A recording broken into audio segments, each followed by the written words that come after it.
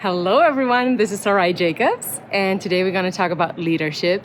And the best way to do that is to talk about an amazing writer that dedicated most of his life to it.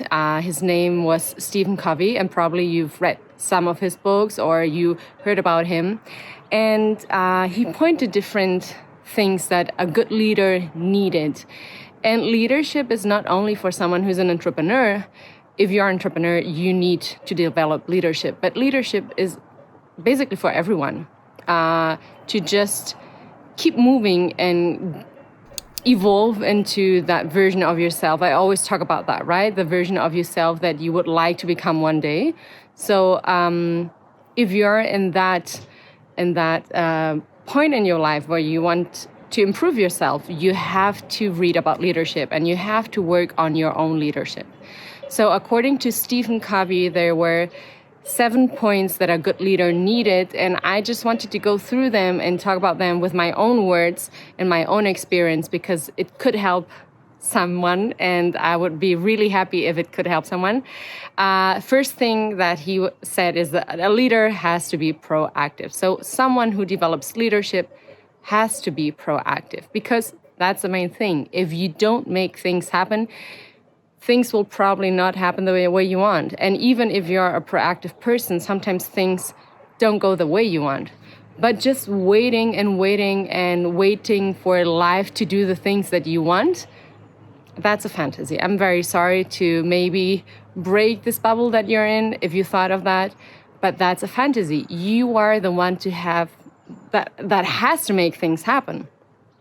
So being proactive is the first step when you want to develop leadership. And it's also something that you have to encourage other people to do because it's not good to be just you the leader and have people following you and just doing whatever you say, but you have to encourage other people to also develop their own leadership because that's the real thing about leadership, inspiring others to also develop themselves.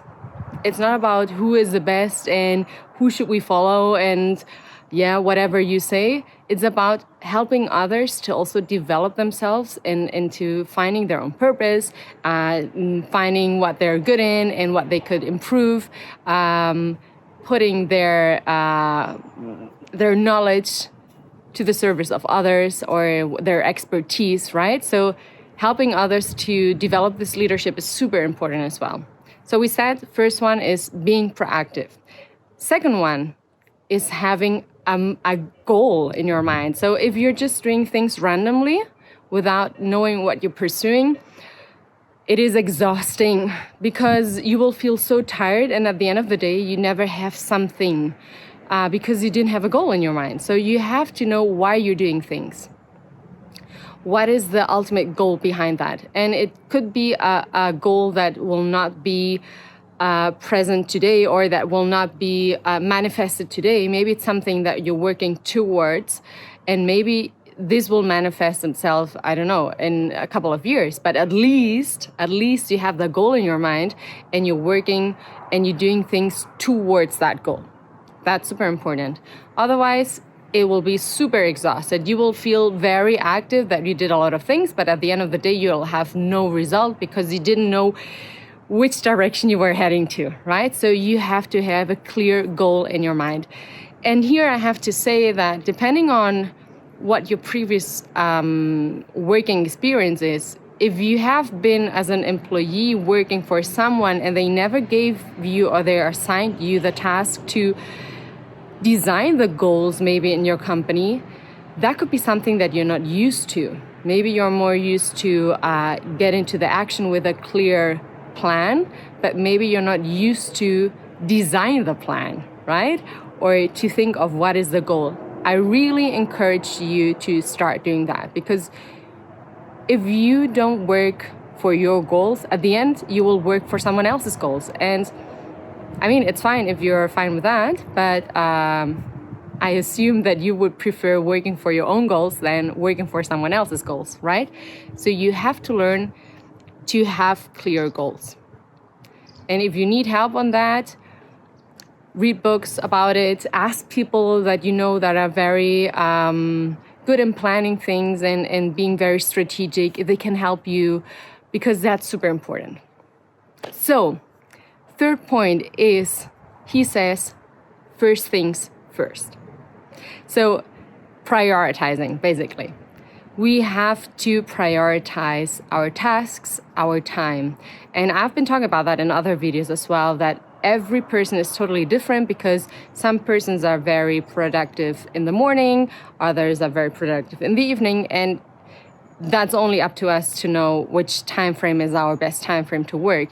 But we have to prioritize our day, our agenda, our work schedule, because if we don't do that, and I know it from my own experience, sometimes I have like a very long to-do list, and it's not always easy to know which of these tasks are more important than others.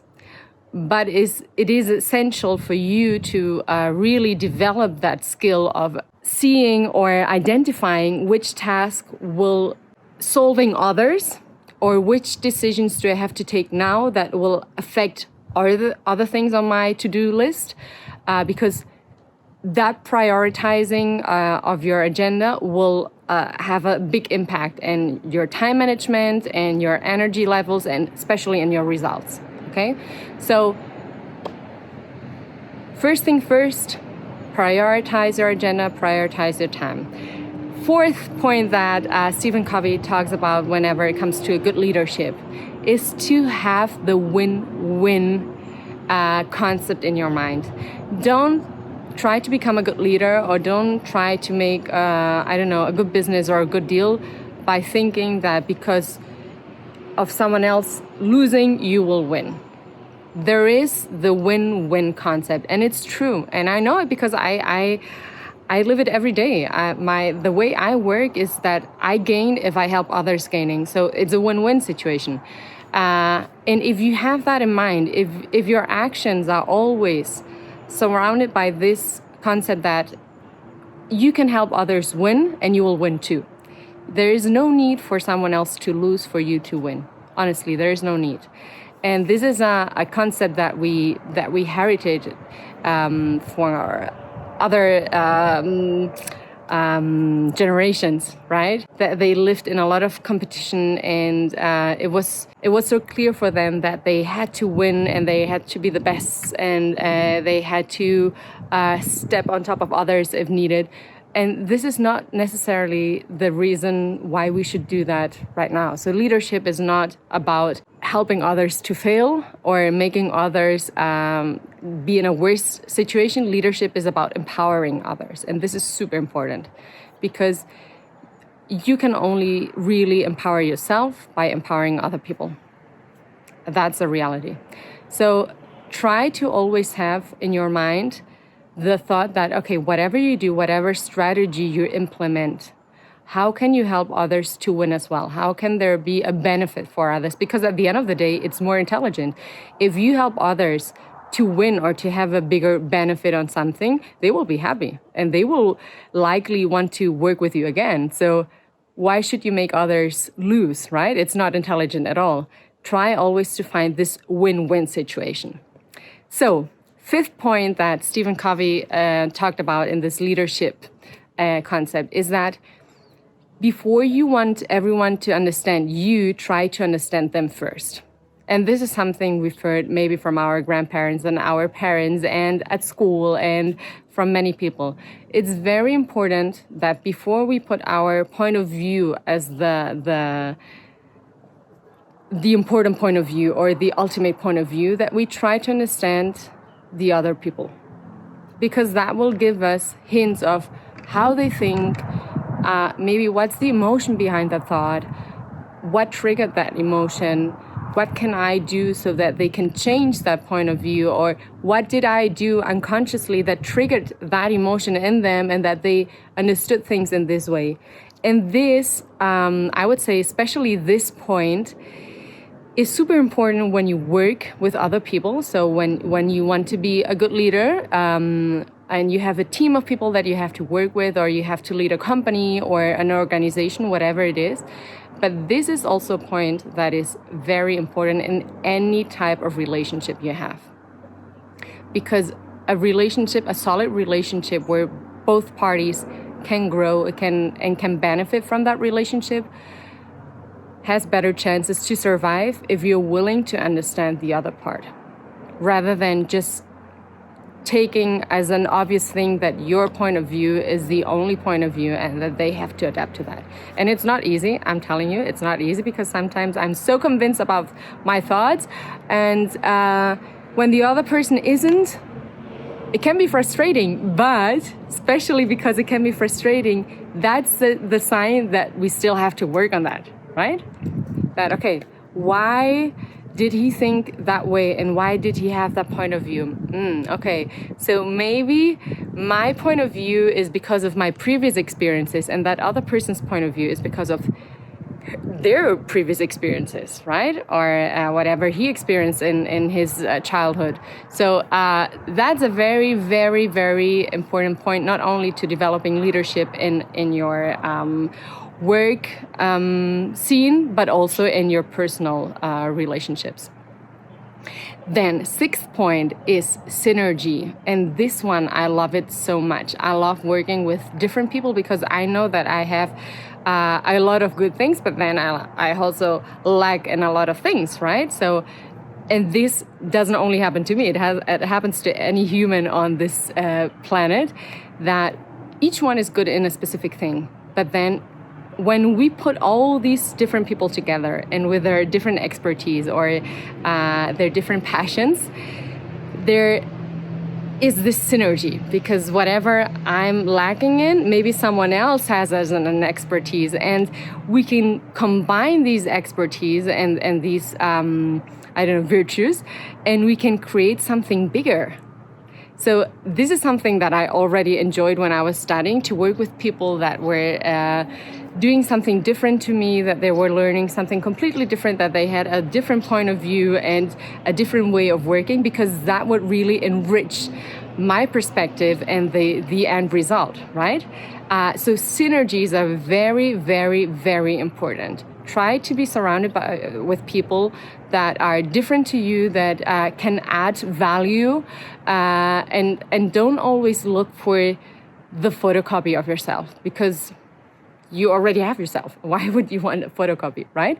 Try to work with people who are different to you, because this is when you create synergies. And usually that happens a lot in also personal relationships. We end up being friends with people who are different to us because they can really fill in the little parts that we were missing, right? So this is super, super, super important. And last but not least, Stephen Covey was always recommending to improve ourselves.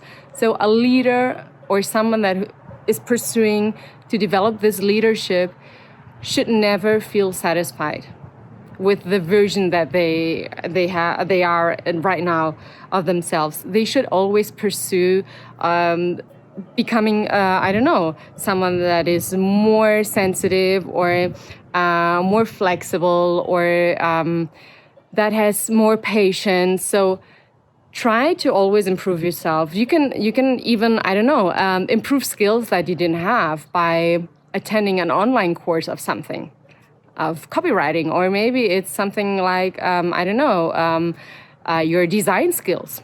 Whatever it is, but try to improve yourself. And it doesn't have to be overwhelming that you have to do everything at once, but maybe now you did that, or now you read about this, and this gives you a totally different perspective of what you had about that specific skill or that specific topic, and that also nourishes you, because now you have a broader mindset and you can approach things from a different point of view. So try to invest in yourself, because at the end of the day, whatever we are and the way we think will define our actions, our results, our lifestyle, and this is what we take with us.